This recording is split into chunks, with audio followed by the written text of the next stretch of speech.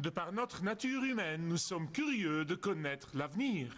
Certains sont bien sûr plus curieux que d'autres, mais nous voulons tous savoir ce qui pourrait nous arriver. Nous voulons tous savoir ce qui pourrait se passer. Nous voulons tous savoir ce que nous réserve l'avenir. Il n'y a pas de mal à ça. En fait, ça a toujours été le cas tout au long de l'histoire. Si vous regardez les sociétés, que ce soit les sociétés croyantes ou les sociétés païennes, elles ont toujours eu leurs sorciers, elles ont toujours eu leurs diseurs de bonne aventure, elles ont toujours eu leurs médiums. Pourquoi? Simplement pour prédire l'avenir. Et en réalité, ces sorciers et ces diseurs de bonne aventure sont essentiellement trompeurs et démoniaques. Et ils ne connaissent pas l'avenir. Mais même les chrétiens veulent savoir ce que leur réserve l'avenir. Il y a des ministères entiers qui sont dédiés entièrement à rien d'autre qu'à essayer de discerner les signes des temps. Ces ministères ne parlent de rien d'autre que des signes qui prédisent les derniers temps. Il y a des chrétiens qui sont devenus fanats de détails, des chrétiens qui focalisent sur tout ce qui pourrait arriver et qui est quoi et qui est où, et ils prennent les gros titres dans les nouvelles et interprètent la Bible d'après ces gros titres. Ils ne font rien pour le royaume de Dieu, ils ne font rien pour toucher les perdus et les amener au Christ, et ils ne font rien pour gagner la société pour Dieu. Et c'est contraire à l'enseignement de Jésus. Jésus a dit travaillez jusqu'à ce que je vienne. Il a dit travaillez avec zèle jusqu'à ce que je vienne. Il a dit servez fidèlement jusqu'à ce que je vienne. Et non pas faites une fixation sur ces signes et ne faites rien pour moi et pour mon royaume. Il n'a pas dit ça. La vérité, c'est que la Bible enseigne que l'histoire du monde arrivera à une fin. C'est la vérité. Écoutez-moi bien. La Bible enseigne qu'il y a une fin au monde que nous connaissons. La Bible enseigne que Jésus reviendra avec une puissance et une grande gloire quand nous entendrons la sonnerie de la trompette et que les croyants seront ravis au ciel où ils régneront et gouverneront avec le Christ. La Bible enseigne que Jésus est venu la première fois inaugurer son royaume, mais qu'il viendra une deuxième fois pour établir son royaume. Et tous les croyants chrétiens devrait attendre ce jour-là avec impatience. C.S. Lewis est un type que j'aime vraiment citer, surtout à ce sujet, car je n'ai pas trouvé une meilleure définition pour comprendre comment le ciel devrait vous motiver comme vous travaillez pour Dieu dans cette vie. Il dit, si vous lisez l'histoire, vous trouverez que les chrétiens qui ont fait le plus pour le monde présent étaient précisément ceux qui ont pensé le plus à l'autre monde. C'est donc une motivation et non pas une fixation. Puis il dit, depuis que les chrétiens ont pour la plupart cessé de penser à l'autre monde, ils sont devenus inefficaces ici-bas. C'est donc un équilibre que les croyants devraient observer. Les chrétiens qui font une fixation sur les dates et fixent des dates et anticipent des dates et prédisent des dates, non seulement ont tort, mais encore nuisent à la cause de Christ. Par conséquent, j'estime qu'il est impératif de ne pas adopter mon opinion ou l'opinion de quelqu'un d'autre à ce sujet, mais d'apprendre ce qu'a dit Jésus à ce sujet. Il est extrêmement important d'apprendre ce que le Seigneur Jésus-Christ lui-même a dit, et non pas l'opinion de quelqu'un d'autre à ce sujet. Je vous prie donc d'ouvrir avec moi, s'il vous plaît, à Matthieu 24, les 14 premiers versets. Les prophéties ne sont pas destinées à nous donner une image de l'avenir dans ses moindres détails. Quel est donc le but des prophéties? Les prophéties nous sont données dans le but d'encourager nos cœurs et d'affermir nos cœurs, dans le but de nous motiver, dans le but de nous remplir de joie et d'attente en cours de chemin. Les prophéties sont destinées à alléger nos fardeaux. Elles sont destinées à nous donner l'espoir et nous motiver à nous sacrifier et à nous réjouir d'avance de la récompense qui nous est réservée. En fait, les chapitres 24 et 25 de l'Évangile selon Matthieu, ces deux chapitres, vous feront comprendre que l'histoire n'est pas dépourvue de sens et de but, comme disent certains. Vous comprendrez que l'histoire n'est pas un conte dépourvu de sens raconté par des idiots comme a dit Shakespeare. Vous apprendrez que Jésus reviendra à la fin de l'histoire pour tout terminer. Quand Jésus reviendra, il reviendra dans la victoire. Le retour de Jésus-Christ va non seulement mettre une fin à l'histoire, mais encore apporter le jugement. Quand Jésus reviendra, il reviendra avec le jugement. Et ce jugement entraînera la séparation entre ceux qui appartiennent au Christ et ceux qui l'ont refusé. Mais le retour de Christ révélera encore ce qu'on ne voit pas maintenant. Il y a maintenant un rideau invisible et impénétrable. Jean le révélateur nous le fait entrevoir. Mais quand Jésus-Christ reviendra pour mettre fin à l'histoire, il ouvrira ce rideau et nous verrons ces choses comme elles sont, ces choses qui sont invisibles. Mais le retour de Christ sera encore définitif, il sera décisif.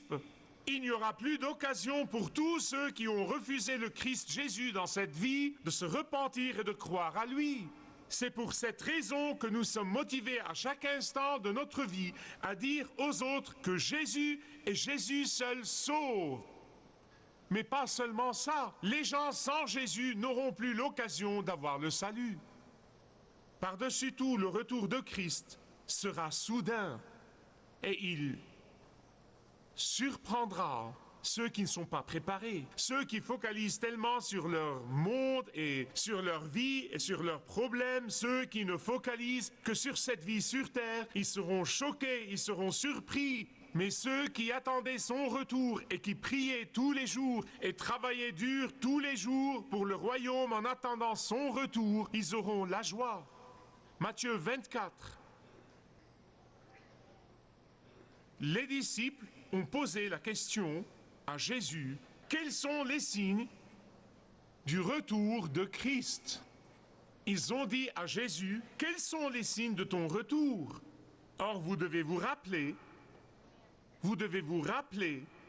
que les disciples pensaient que c'était une affaire de quelques jours, peut-être de quelques semaines, avant que le Christ ne manifeste sa gloire. C'est ce qu'ils pensaient. Vous voyez, ils ont vu son entrée triomphale à Jérusalem, ils l'ont vu purifier le temple, ils l'ont vu réprimander les chefs religieux, et ils ont entendu sa description de la destruction du temple de Jérusalem qui s'est réalisée en l'an 70 après Jésus-Christ, exactement comme il l'a dit. Et donc ils se sont dit, Jésus manifestera bientôt sa gloire. Et ils lui ont demandé quand ça? C'était avant la résurrection, mais savez-vous qu'ils ont posé la même question après la résurrection dans Actes chapitre 1? Ils lui ont dit quand ça? Vous n'êtes pas les seuls à vouloir savoir quand. Le verset 8 est probablement le verset clé dans ce passage. Encerclez-le dans votre Bible. Car Jésus a dit que le signe de l'approche de son retour ressemble aux douleurs de l'accouchement. Les mêmes douleurs. Or, celles d'entre vous qui ont subi les douleurs de l'accouchement comprennent ceci bien mieux que nous. Nous savons qu'il n'y a pas de douleur dans la conception, il n'y a pas de douleur dans la grossesse si elle est normale. Ah, mais écoutez, voici ce que dit Jésus. Il dit juste avant la naissance du bébé, il y aura un accroissement graduel de la fréquence, il y aura un accroissement graduel de l'intensité de ces douleurs, des douleurs de l'accouchement. Les contractions pourraient se produire d'abord toutes les heures, un peu plus tard peut-être toutes les 45 minutes, un peu plus tard peut-être toutes les demi-heures, un peu plus tard peut-être tous les quarts d'heure, et tout mari digne de ce nom devrait avoir déjà pris sa femme à l'hôpital à ce moment, s'il ne craque pas. Et avec le temps, il y aura un accroissement de la fréquence et de l'intensité de ces douleurs. C'est ce que dit Jésus, le verset 8 est le verset clé.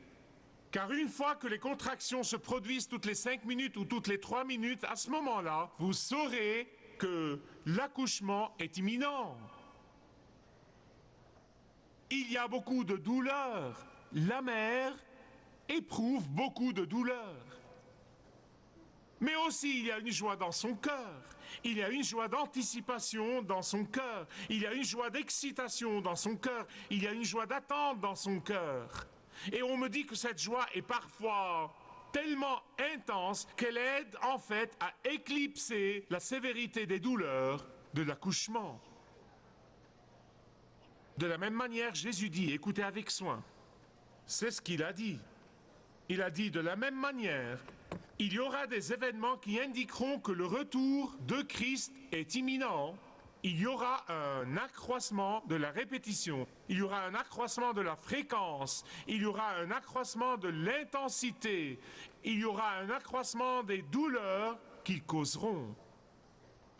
Ah, dit-il, mais en même temps, les croyants au Seigneur Jésus-Christ seront joyeux, ils seront persévérants, ils seront dans la célébration, ils seront dans la veille et dans l'attente. Et ces douleurs de l'accouchement peuvent même s'éclipser à cause de la joie dans leur cœur. Pourquoi ? Parce qu'ils sont pleins d'attente, ils sont pleins d'anticipation, ils désirent ardemment voir le Seigneur bien-aimé Jésus.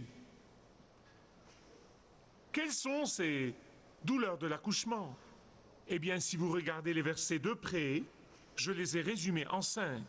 Premièrement, il dit qu'il y aura un accroissement de la subtilité de la tromperie. Regardez les versets 4 et 5. Il y aura un accroissement de la subtilité de la tromperie. Deuxièmement, dans les versets 6 et 7, il dit qu'il y aura un accroissement de l'état de dispute et de guerre internationale.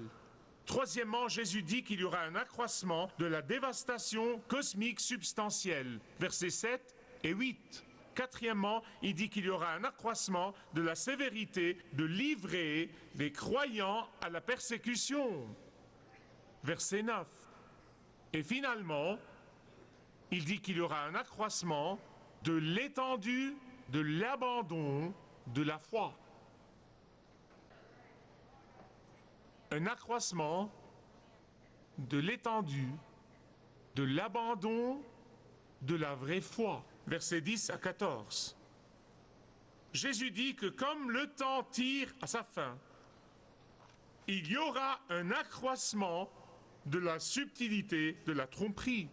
Vous voyez, la tromperie a été avec nous de tout temps, dès le commencement. La tromperie a été dans le monde depuis que Satan a trompé Adam et Ève dans le jardin. Mais il y aura un accroissement de la subtilité de cette tromperie, à tel point que même ceux qui proclament le nom de Christ succomberont à cette tromperie.